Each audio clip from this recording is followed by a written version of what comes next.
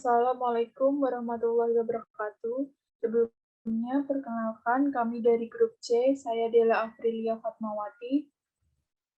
Saya Devi Aprilianti. Saya Nurhayati Anggraini.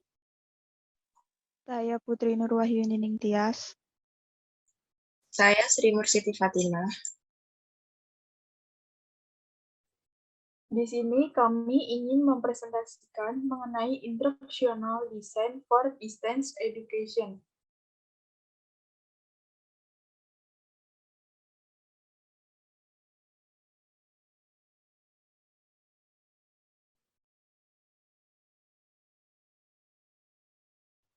Di sini yang pertama ada definisi. Instructional Design didefinisikan oleh Association for Academic Communication and Technology sebagai teori dan praktek merancang, mengembangkan, memanfaatkan, mengelola, dan mengevaluasi proses dan sumber pembelajaran.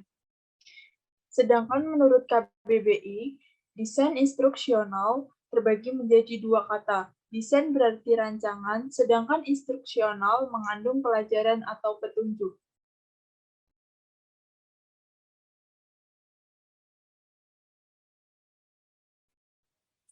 Dengan demikian, dapat ditarik kesimpulan bahwa desain instruksional adalah sebuah rancangan sistematik untuk menghasilkan suatu sistem instruksional.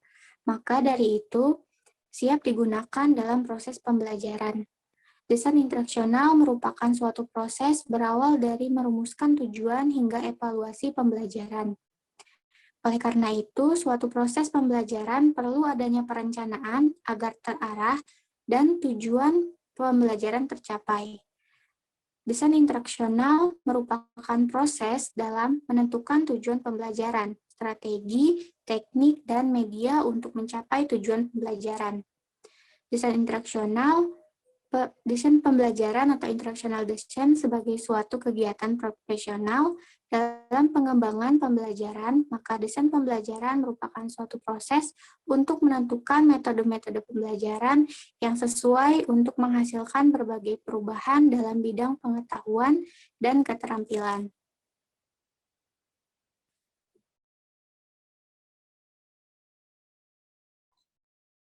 Desain instruksional sendiri terdiri dari beberapa model, yaitu yang pertama dari Shanton E. Smaldino, James D. Russell, Henry Martin Robert Finch, dan Michael Molenda yang mengemukakan model Azure untuk menciptakan aktivitas pembelajaran. Model Azure sendiri menggunakan media dan teknologi dalam aktivitas pembelajaran. Selain itu, situasi dalam pembelajaran di kelas juga dapat menggunakan model ini karena berfokus pada perencanaan pembelajaran. Yang kedua dari Holt, Icahn, dan kawan-kawan yang mengembangkan model sistem pembelajaran berbentuk lingkaran. Model berbentuk lingkaran ini karena adanya proses kontinu dalam menerapkan suatu desain dalam sistem pembelajaran. Model ini tergolong dalam taksonomi model rule yang berorientasi pada kegiatan pembelajaran individual dan atau klasikal. Yang ketiga ada Smith and Ragan, Patricia L. Smith, and Tillman J. Ragan yang mengemukakan sebuah model desain sistem pembelajaran rule yang populer di kalangan mahasiswa dan profesional yang memiliki kecenderungan terhadap implementasi teori belajar kognitif. Langkah dan prosedur model ini difokuskan untuk rancangan dan tentang strategi pembelajaran.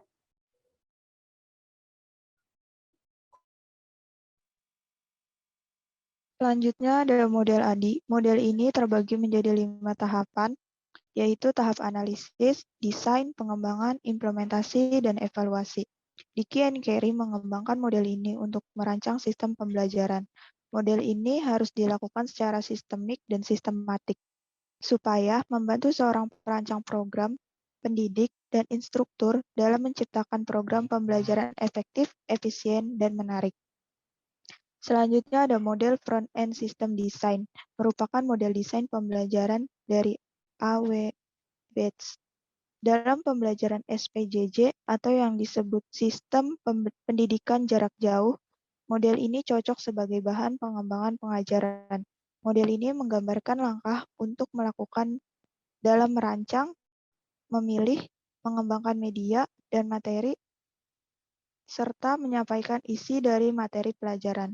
Dengan menggunakan model ini, membuat peserta didik mudah mengakses, karena menggunakan berbagai media pembelajaran yang mudah diakses dan sederhana.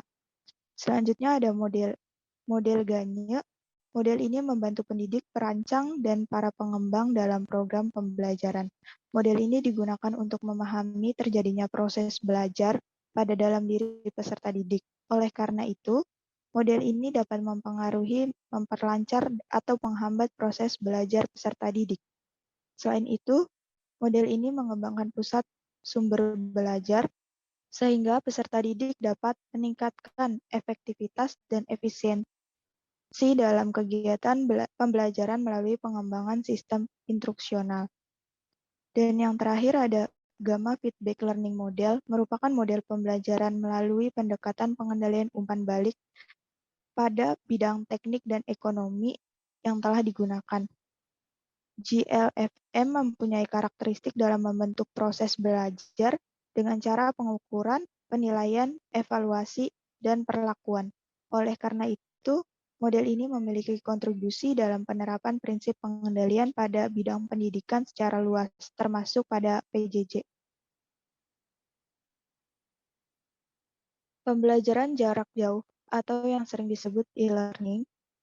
Norton menjelaskan bahwa e-learning adalah penggunaan teknologi informasi dan komputer untuk menciptakan pengalaman belajar. Pemanfaatan platform e-learning yang dipilih memerlukan keterampilan pendidik.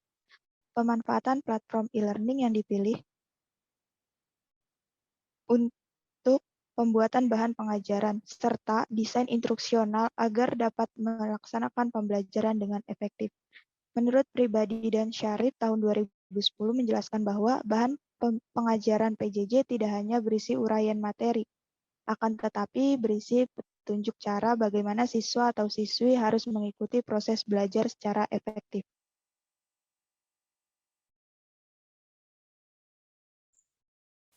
Teras dan Harrington 2014 melaporkan bahwa penjabaran struktur materi dengan tujuan pembelajaran harus jelas, rubrik penilaian, dan contoh latihan soal adalah komponen penting untuk sebuah desain pembelajaran daring. Dalam pelaksanaan PJJ, para pendidik menggunakan beberapa strategi pembelajaran. Beberapa strategi yang sering digunakan adalah diskusi, pemberian materi, serta latihan dan kuis. Pendidik menggunakan beberapa teknologi dalam PJJ, yaitu teknologi asinkronus dan sinkronus. Teknologi digital serta literasi memegang peranan penting dalam dunia pendidikan, karena menjadi media pendidik untuk berkolaborasi dan berkomunikasi secara daring. Menurut Yusuf Miarso, pada dasarnya model PJJ dan pendidikan terbuka merupakan hal yang sama. Model pembelajarannya termasuk model pembelajaran menurut Bates, yaitu mengakomodasi kebutuhan pembelajaran peserta didik pada saat ini yang terbatas pada ruang, waktu, maupun sumber daya. Terima kasih. Sekian presentasi dari grup C. Jika ada kekurangan mohon maaf. Wassalamualaikum warahmatullahi wabarakatuh.